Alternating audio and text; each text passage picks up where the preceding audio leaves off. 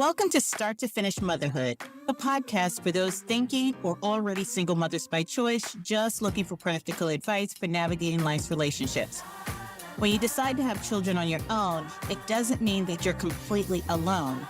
I'm Aisha Jenkins, and I'm partnering with you every step of your journey. We're here today to talk a little bit about self-care and taking care of our mental health and wellness. I do have a guest, but before I introduce my guest, I want to tell you a little story about how much this guest has come to mean to me. You don't know this. I am a native New Yorker, and I came up as a young woman kind of doing the whole hustle and bustle, the New York City train systems. There's a lot of jostling of people. I'm klutzy by nature. I would sometimes trip.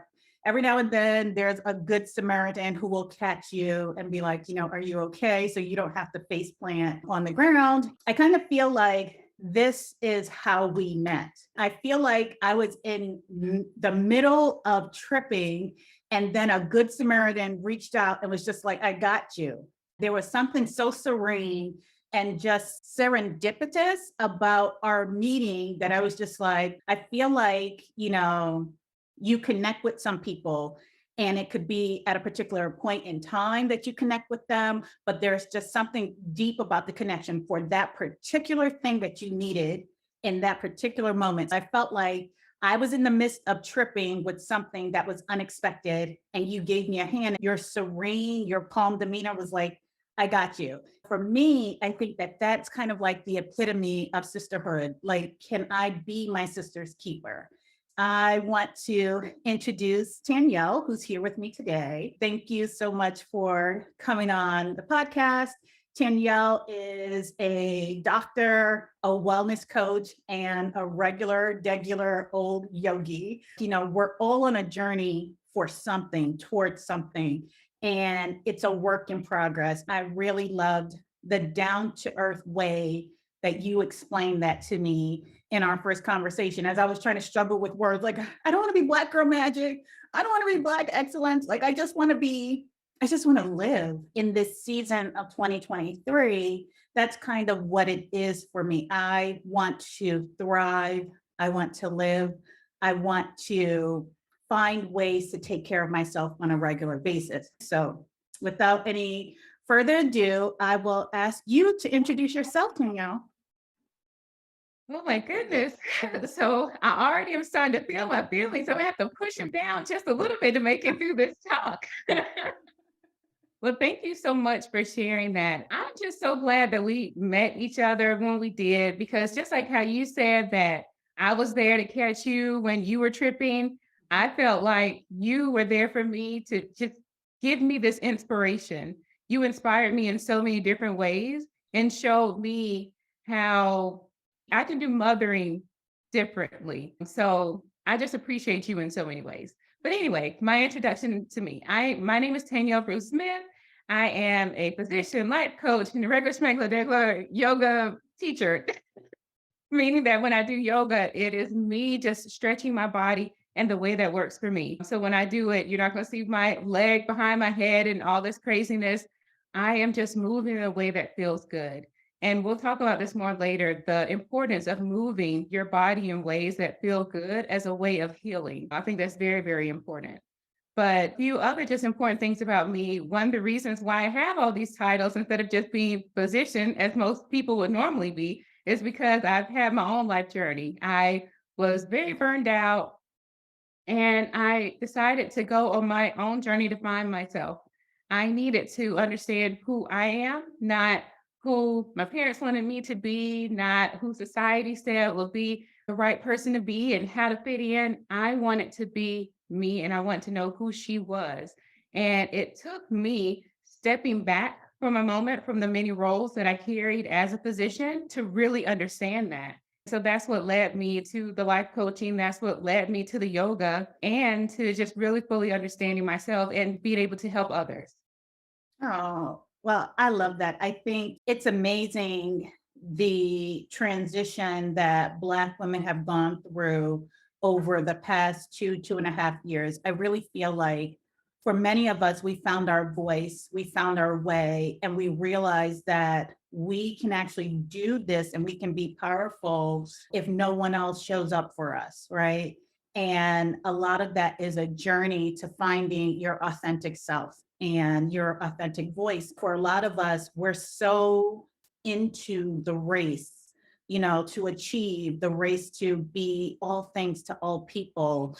And sometimes we forget ourselves. And so it is a period that you have to intentionally stop, pause, push away, just so that you can go inside and start that internal healing. I'm right there with you. We have a lot to cover today. I am a single mother by choice. And so, what that means is I am the sole care provider, the sole everything for my girls, the sole thinker, in this period of time that is like killing my brain. I am the sole thinker. The 8-year-old is on her way to helping me think. There are physical stresses that happen to my body that I try to be a lot more aware of in the past year, and mental and emotional stressors, because I'm doing mental gymnastics in my head. And so one of the things I wanted to focus this episode on was who takes care of mom? As single mothers by choice, we are doing it all, sometimes out of necessity and just sometimes because that's who we are at our core. So who takes care of us? How do we go about finding space to care for ourselves and being in spaces that nurture and help to heal us? So that's my question to you. So before we're moms, we're people. We have baggage, we have experiences, we have hopes, we have dreams. How do we go about connecting with those things, even as we are caring for our little ones? What's your approach, or what do you recommend? Oh, that question can be answered in so many beautiful ways. But I think the first way of answering that question is to take a moment to ask yourself, first, being present. What is it that you want and need now? And periodically doing that throughout your day so you can have an assessment to see what it is you want. Like you mentioned, you got your children needing things, everyone's needing all these things. You have these goals that you think are so super important, but are they? That's another story. So just creating a practice of every day and throughout the day, asking yourself, what do I want? What do I need? What do I want? What do I need? Literally, before we got on this call, before we even started talking, I said, before we do this podcast, I need to drink some water. Right. Because I knew that would just nourish me. Mhm. So first get into the practice of just in the small moments of saying, okay, I need this. So being able in the small circumstances, cultivating that practice, which will make it a lot easier to determine what are the bigger things we need. What is the bigger supports that we need? You mentioned that you are the major thinker for your family, for Mhm. you and your children. So how can you find ways of getting someone to take some of the thinking tasks away for you? Mhm. For example, I can just talk about a business example. So I'm trying to find a social media person, Uh-huh. and I had a couple different options. One, someone who could just create the stuff, but then I had another person who was like, oh yeah, I'll create the things, but then I'll also create an agenda for some of your talking points that you'll need. She's a winner Yes. because she thinks she is a thinker. Uh-huh. Yes. So that's important. So when you are trying to find someone to help you or figuring out what you need, understanding at that level, you need a thinker to help you in the process. And then also looking at what you're doing every day, is there a task that just annoys the heck out of you? Cleaning the toilet, cleaning the tub? Uh-huh. I hate it. Yes. There are very few things in this world I hate. There's Uh-huh. something about that I hate. Uh-huh. One of the first things I took off my list was that. Yes. And so there was so much joy that was brought there. So I think the first step is one, understanding yourself by taking the small moments of asking yourself what you need. Mhm. And that practice helps you to fully understand what it is because you're slowing down enough to listen to yourself. Right. And then you can make those bigger choices of saying, okay, well, I need this. I need someone to help me think. I need someone to take that very annoying task out. I need someone to make this task a little bit easier so I can be more present with my family and my children. Then how do you go about doing that in the moment? Because you said it's a practice. what is step zero to even getting started? I mean, I've been working with a therapist for the past year to, and she told me pretty much kind of like what you said. But for me, she said, I need transitions. I need transitions from work into motherhood, picking up the kids. And so, and with the pandemic, with my commute being reduced, that took away that transition period. I worked really hard over the past year to find time to transition. But what would you recommend for somebody who's just getting started trying to get in tune with themselves? Finding quiet moments, whether that's right when you wake up in the morning before everyone starts asking for your attention. I actually really like early morning quiet time to assess things. Or sometimes when I'm in the shower, I do that. Find those times when you're by yourself, when it's just your energy and your mind that you're thinking about, to just ask that simple question. It's more difficult to do it when you have a lot of people around you, you got your kids pulling on you, your whoever's around you asking you things, but really saying, as soon as I wake up, I'm asked that question. When I get in the car before I go in my job, I'm going to ask myself, what do I want? What do I need? So Mhm. finding those tiny little spaces when it's just you, that's how I will begin to practice. And that's how I began it. I will tell you one of the things that I loved. I signed up for your mailing list, and because I'm doing so much with social media, I have my phone kind of near me, and you have the daily affirmations. And so I'm like, yeah, yeah, that's it. Because as soon as my alarm goes off, my alarm is on my phone. It is nothing but a thing to now hit turn off the alarm and then go to my affirmations. So thank you for that. I'm just like, okay, so that's one thing that I think that I can commit to doing, because for me, I usually will get up, the kids are intermittently in my bed, but they do give me the time in the morning, half hour, 45 minutes if I want, to just kind of like take my time, shower, make the coffee. And so with that phone in my hand, I can absolutely look at my daily affirmation and be like, okay, I got this.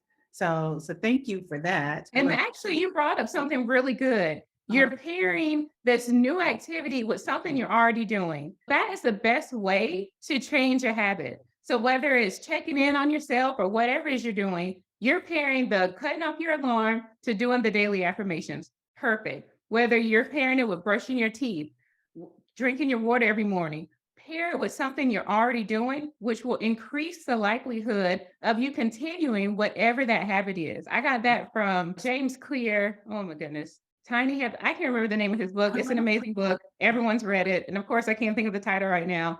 But pairing whatever new habit to an older habit that you've already been doing, like brushing your teeth, waking up, whatever, that's the best way to be consistent with anything. Okay, okay. I like that. I like that. Let's see. We have so much stuff. Okay. So I will say, as moms and as the sole parent, we are responsible even for getting our kids' day started. So one of the things I try not to do is when I wake up my kids, I try to wake them up gently, right? Mm. Because sometimes we can set the tone for their days as well. And so when somebody jars you awake, you start the day on edge, right? And so I try to be intentional about how I even go about starting their days. And so what can you say to that? So understanding that we are kind of like the architect of the household's day. And what are some little things that we can do? We talked about doing things for ourselves, but what are some of the things that we can do to better prepare our kids for like going out in the world? Understanding that at the root, they're people, they're people too. But what are some things that we can do, or some techniques that we can do to help ease them into their days as well? So I love that you are already trying to give them a gentle awakening. As a person who was raised with a very ungentle Mhm. awakening, usually the way my mom raised me was screaming, wake up right now, you can make me lose my job. That's how. So the mere fact that you have made the decision to gently wake your children up, to be kind to them early in the morning, to try to set that kind, gentle tone for them is step one right there. That is making a major thing because you're not in the morning. We already have this increased cortisol because that's what wakes us up. Cortisol is a stress hormone. So the fact that you're doing something to kind of calm them down and to ease that down, number one, is good. Number two, another thing that we don't really talk about a lot is keeping our blood sugar stable. So giving them just a nice breakfast, whatever it is, something protein rich and filled. If they're not super hungry, if they want a protein shake or some eggs or maybe some leftover dinner, it doesn't have to be a traditional breakfast, but give them that option and ability to say, I want this or I want that. It doesn't have to, you don't have to be a chef. Because listen, it's in the morning. We all just trying to make it. Okay. They don't appreciate when you're a chef anyway. Yeah, they don't. But just giving them that space and option of, okay, this is what we're going to have to eat, because that is going to also help to set the tone for them so that their blood sugar is stable. They're able to listen when they're in school. They're not as reactive to when other stresses are happening around them. And then also creating space for them, like having little dates with your children is also very important. Whether you are daily check-ins with them or you have like date nights or just time for just them as individuals, is very important. So they know that you are very present with them. Our children, they regulate to us. Right. So if we are showing them what presence looks like, then they are able to be present in other situations outside of that situation with us as parents. So those are just a few things that are very helpful. All right. So two things. So I, as you're talking, I'm going through my mental checklist. Like, okay, so I do three things. All right. So I do the breakfast and I'm a stickler. I had gestational diabetes when I was pregnant. So I was on a gestational diabetes diet. And a lot of the ways that I regulated was pairing protein with the small amount of carb that I was allowed. And so I've taken that into how I at least start their morning. Rest of the day is a crapshoot, but it's like, if you're having carbs, like we'll do bagels because they're quick. I'm like, let's do turkey bacon, eggs with cheese. How do you want your egg? It's not even an option. We do oatmeal with peanut butter. So I can definitely improve on that, but I'm like, okay, so I got that. Now, in terms of being present, so we're in a day and age where your cell phone is like right here. And in the beginning, when I was trying to be a good mom and not just like caught up in stuff, I was trying to think like, I don't want them to see me with my cell phone in my hand all the time. But now that I'm doing like the podcast and all this stuff, I literally have my cell phone in my hand all the time. So what are some ways or some techniques that we can force ourselves or create space where we put the phone down and we are more present? Because I'm present, the kids will look over my shoulders and, the baby will swipe left and swipe right, like it's nobody's business. But I don't necessarily want them to remember me as always having my phone in my hand. And the 8-year-old, she said that, Mommy, put your phone down. What are some small things that we can do to make ourselves put the phone down and kind of like be present for at least a few minutes? Yeah. So one thing I do, and I do this in my own house, is we schedule time where we're not going to have our phone out. So that's one thing. So just having a little space and time where it's like, okay, let's just talk about the day. Some people do it over the dinner table. Some people, I don't necessarily eat like with my husband because he eats late, but we have this time, usually it's later in the evening, where he puts his phone down, I put my phone down, and we talk. Okay. And you can do the same thing with your children. And then also when they are having a conversation with you, trying to be very conscious when they're talking to you, putting the phone down and just not, and I don't care if they're just talking about random stuff, just showing them, okay, someone is speaking to me. I need to be paying attention to them. Let me put my phone down, or letting them know what you're doing while you're on the phone and saying, oh, I need to finish this. This is very important to me, but you're also very important to me. Can you give me 2 minutes or whatever? Just kind of letting them know what's happening, because sometimes the kids can be like, oh, she's just not paying attention to me. She's always on the phone, but really you're listening, you're multitasking, you're doing the things, but just a simple act of saying, hey, I'm just finishing up on blah, blah, blah. I'll be done in just a moment. Can we have this conversation in 2 minutes? Can you finish playing on the blah, blah? We'll chat and I'll give you all of my attention, baby. Yes. Just that simple thing can be very helpful.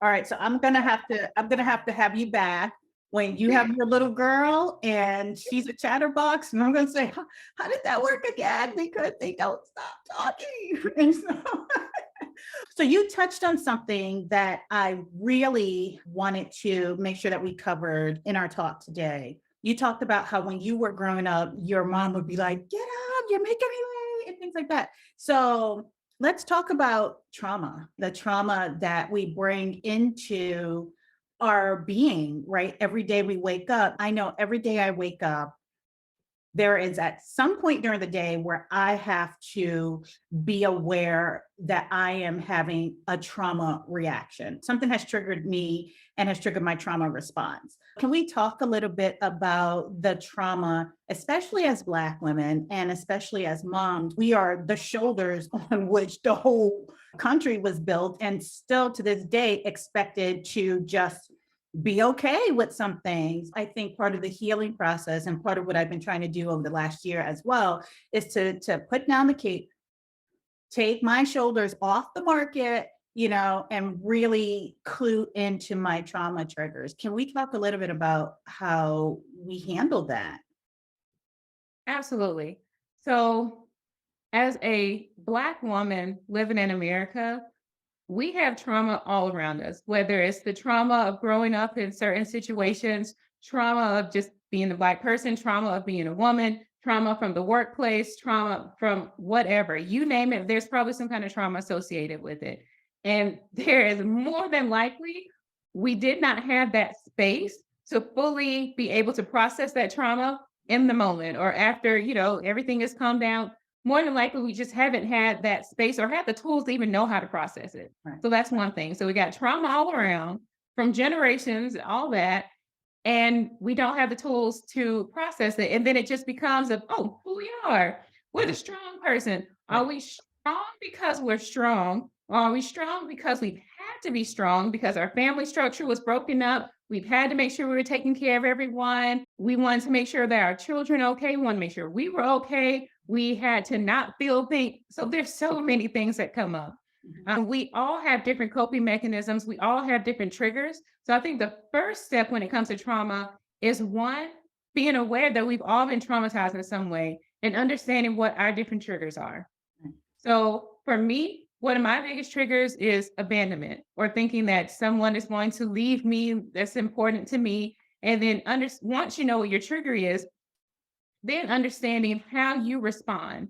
So for me, going back, abandonment's my thing, going back to when my father left when I was 2, didn't come back, all that. And what normally happens to me is I become the extra clingy person. I want to control everything. Or another thing I do is I will morph into whoever I need to become to make sure that person stays with me so they won't go away. So you have to understand yourself at a deep level like that. And then that's why it's important, that whole check-in thing is starting to not only just check in to see what you want and need, but also what's happening to you. How are you feeling? Right. Because when I see myself becoming this clingy person or suddenly like, let me just make sure my hair's like this, or do I need to have locks? Maybe my hair should be straight. I don't think they're gonna like the locks. Nope. I already know. Abandonment, being triggered. I am not being my authentic self. I need to stop, assess. Who do I need to talk to? Because for me, I'm a verbalizer. I need to speak it out. I need someone to hold space for me so I can speak out what's going on. And that's another trauma, for Black women, that we have not had the ability to speak out what we need. Yes. So cultivating a space, whether it's with a therapist, with a coach, with a friend who knows. So you have to be careful with friends, because a lot of times when you speak with a friend, they're going to a friend or family, they're going to try to fix it. Sometimes you need to just speak. Just want to be. You just want to be. So framing the conversation, if you use a brand or family, saying, this situation happened and I just need the space to be able to speak out what's going on. I don't need you to fix it. I don't need you to, oh, baby, no. I need you just to hold space for me so I can verbalize how I'm feeling because that's important to me right now. Don't need your fix it tool. I need your presence tool right now. I need your presence hat on. Okay. See, I love that because I think part of my journey over the past 2.5, 3 years has been the pandemic has forced us to be alone, like separated for a good while. And I think part of that was finding my voice, finding my strength in my voice and the things that I could do well in the midst of chaos. And then last year, I was really on this quest, and I call it better out than in, that I'm no longer going to hold the things in that need to be out. I want it out of me. Any way, shape, or form, I'm going to try to get it out of me in a constructive way. But if not, then it's going to be out of me. And this showed up most for me at work, right? Because at work, we put on these masks. We filter ourselves. We don't bring our full selves to work. And over the past year, it's like, I'm showing up at work. I think my motto is like, my motto for this 2023, y'all not gonna kill me. Y'all not gonna stress me. But it started last year with better out than in. So I've been really trying to hold my management team accountable. I've been really trying to hold people accountable that I work with that are supposed to be teammates who will sometimes commit microaggressions and just keep it rolling. And it's just like, no, but I was supposed to be included on that email. You didn't include me on that email. Why? And asking the why questions, because my thing was, if I'm going to be uncomfortable and I'm going to perhaps take this home with me, we're going to be uncomfortable together and we're going to share the wealth. Right. And so that has really helped. And it got me to the end of the year when we met, and it was just like, better out than in. I've been working up to this point to say, here's my hard no, here's my hard boundary, and I'm gonna be okay. And so now as I go into 2023, it is more about, the healing. When you take a clay pot and you shape it and you paint it and then you put it in the oven and it goes through that curing process. And I feel like I am now going through the curing process where I know what my voice is. I know what my lane is. And now it's just firming that up. And so the reason why I wanted to have this conversation is because I think self-care is going to play a big role, and not informal self-care and more types of formalized self-care. Like I started it last year with our family garden, and it just gave me such a sense of peace. So when you talked about, that morning routine, when you get up and it's so quiet, I used to get up in the summertime and it's so quiet. I would go outside, water the garden, and it's just so peaceful. And I did that today because it's unseasonably warm, and just walked around, and the sense of peace just washed over me. And it's just like, yeah. Yeah. Sorry, I rambled just a bit. No, I love everything you said. Being able to cultivate space to care for yourself also helps with trauma. So for me, my way, sometimes you don't want to talk out your trauma. For me, I like to dance and move out my trauma. So I go to Zumba classes all the time. I will go work out with my trainer all the time. I do yoga. It was yesterday when I was watching a documentary about people doing pole dancing and how they were describing just the movement of the body. And I was like, that's what I do, not with pole dancing, but I do it with Zumba, and we do a lot of twerking and moving our hips and all that. But I also do that in yoga as well, because I just do it by myself. So I literally just move how my body wants to move. And that's a healing thing for me. So part of that self-care is just knowing what you need to get back to what is that center, that core, that true essence of yourself, not the mass version of yourself, the person, the mother, the little one, you. Right. What do you find that sense of calm? You said when you were in the garden in the morning, how you felt this peace. Like, how do you get back to that? That's what dancing and movement does for me. Walking does that for me as well. Actually, we're going to take a little bit of a break and we're going to come back. But where can my listeners find you? Tell us a little bit about what you're up to. Where can we find you? Yes. So you can find me, Brew Wellness Collective is my business. You can find me on Instagram. I'm posting on there all the time, creating silly reels, Lord. But Brew Wellness Collective, or you go to my website and join my email list, www.brew, B-R-E-W, like you brew coffee, wellnesscollective.com. I have a retreat. We were going to do it in January, but we're going to reschedule it to March. It's a one-day retreat in Jacksonville, Florida, if you'd like to join that. And I'm going to start a group program online, probably starting in February, to help people with weight loss and different healthy habits. So definitely join me on Instagram or join my email list so you can get all the different offerings and find out things as soon as I develop.